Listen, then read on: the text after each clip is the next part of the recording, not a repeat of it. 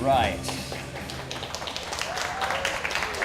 Demo 2.0, and I just want to thank Erin for that very quick footwork and readiness. That was dynamic scheduling in the data center. Very agile, yes. Right, okay. Let's try this. That, oh, so far looking good. So far looking better. Oh my goodness, this might work. All right. So, truly hybrid operations is what I wanted to talk about today. I come from Canonical. Canonical is the company behind Ubuntu, and Ubuntu is an operating system that has come to define cloud-style operations, cloud enterprise Linux effectively. We're often compared with our colleagues at Red Hat, and it's a comparison we're comfortable with. Red Hat clearly defined enterprise Linux and continues to lead enterprise Linux. But if you look at the internet today, there's nearly 10 times as much Ubuntu deployed on the internet today as there is RHEL. And that, I think, shows both how Linux has moved to the center of traditional enterprise operations with RHEL, but it also shows you just how much bigger open source is than traditional enterprise operations. There's room for everybody. And what's powered our growth certainly is developer adoption. Developers are defining the platforms of the future. As businesses have become software-defined businesses, it's their developers that are essentially shaping possibility. And if you look at the advanced guard, if you look at clouds, Docker, and elsewhere, you'll see Ubuntu pretty much everywhere. So the CIO today, in fact, has two wildly different domains in which they need to demonstrate competence and agility. One is this very elastic hybrid cloud operation, which increasingly looks like bulk compute, and you're in the home of bulk compute, right? This is where the Super 7 buy their bulk compute, and this is where everybody will buy their bulk compute. And public clouds. There's no real justification for not spanning both of those. And then we have this other domain, which is the edge, which is emerging, and I'm fascinated by both, right? They meet in this kind of device. This is an edge device. It's the top of the rack. It's a single point of failure for the rack, but it's part of that hybrid elastic world. In the last couple of years, we've seen this pressing demand for organizations to move onto the cloud, but it's almost more interesting that we've seen very substantial cloud users shifting back off the cloud. And I think it's really important to understand both of those dynamics, right? These are fundamentally driven by economics. So how do you operate in your private infrastructure the same way that you can operate in the cloud? And the fundamental primitive that you need essentially is a model of your data center. Amazon has a model of Amazon. Azure has a model of Azure. And that's why you can grab resources out of that model on demand. So here in the building are 21 machines that QCT provided for us, and this is Metal as a Service. This is a physical cloud, open source project.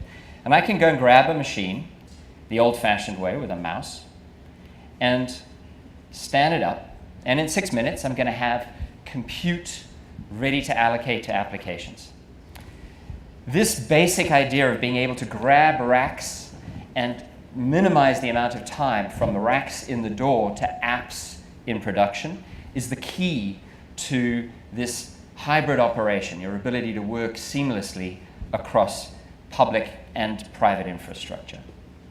So what could I do with that? Well, here I have a model of Hadoop. So this is Apache Hadoop, straight from Apache. Everything here is open source, comes straight from the Apache Foundation. And if I wanted to show a picture of it, this is what it would look like, but this is actually a live living model. If I was a little nerdier, I would go have a look at that model behind the scenes, and that's what it looks like. I've got a bunch of different applications. And this tells you some important things about modern software. There is no such thing as a single piece of software that's useful except in IoT, right? Software today is topologies of software. And what we're really doing here is modeling the topology and operating on the model. So say, for example, this is on Google Compute. Say I wanted to scale up that Hadoop deployment. I can go change the model to say that I want 6 machines. And you'll see now essentially that there are a couple more in the model that are being allocated by the cloud, right? In other words, I'm changing the model of my applications, and the controller is going off to ask for more resources from the cloud. So that's a really nice way to operate. What else could I do like that? Well, this is a different model. This is Kubernetes. Mike mentioned Kubernetes earlier as one of the hottest container-based technologies today. Well, here's Kubernetes built in exactly the same way, this time on AWS. So what would I want to do there? Well, I might want to switch over.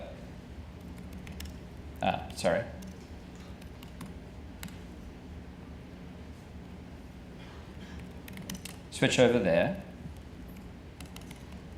and have a look at that model. And here you can see the applications that make up Kubernetes and a monitoring system. And again, I can scale that dynamically. So that's what it feels like to operate with models on the public cloud. What would it feel like to do that in your data center on bare metal? Well, let's have a look at that. So here I have OpenStack. And this is OpenStack straight from openstack.org. Everything here, all of the charms, all of the components to do this are on openstack.org. And again, you can see it's a much richer model with much more integration. Each of these lines is an axis of integration effectively, but all of that is contained in a model. And so, again, I can look at the nerdy version of that, and I can see I've got a bunch of familiar things here: Nova Compute, OpenStack Dashboard, RabbitMQ, MySQL. And just for fun, I can go scale that out as well. So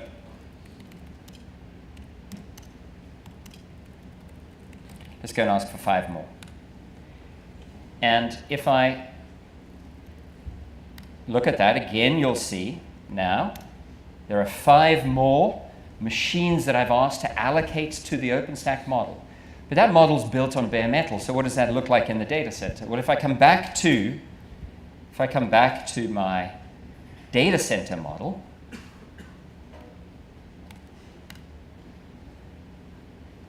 you'll see now I have 5 machines that are in a deploying state.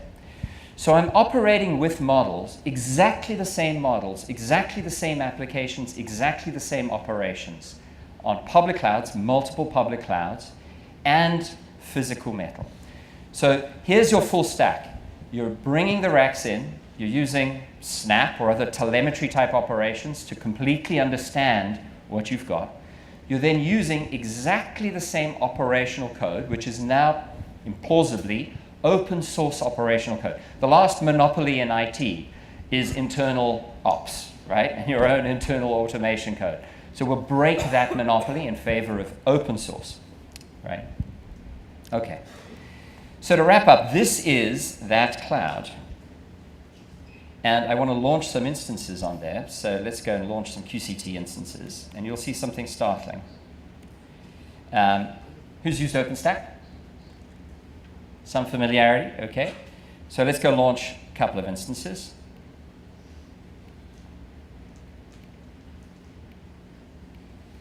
And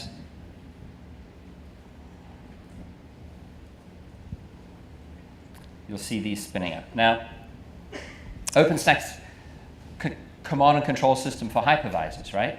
And you know that it takes some time to start virtual machines. Well, with a little bit of luck, you'll see that this is a really, really fast OpenStack, right? And so just in those seconds, we've taken 10 machines and gone from 0 to running, right? That would normally take a couple of minutes. So partly that's because we're on the latest and greatest QCT hardware. But partly that's because, Mike likes that. Partly that's because that is a pure container OpenStack.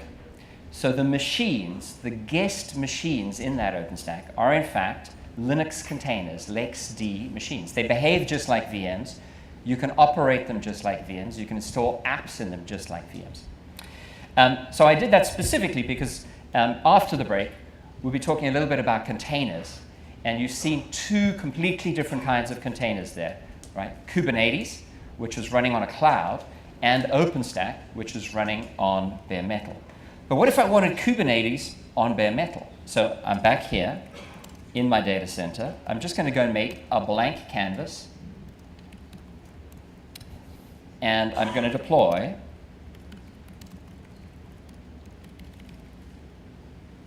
Kubernetes into the data center. And so with that one command, with the hardware that had been prepared effectively, we're spinning up a bare metal Kubernetes cluster right next to the bare metal OpenStack cluster. And with a little bit of luck, I can show you that because it's in the same controller. You'll have to come and see that this afternoon. Thank you very much.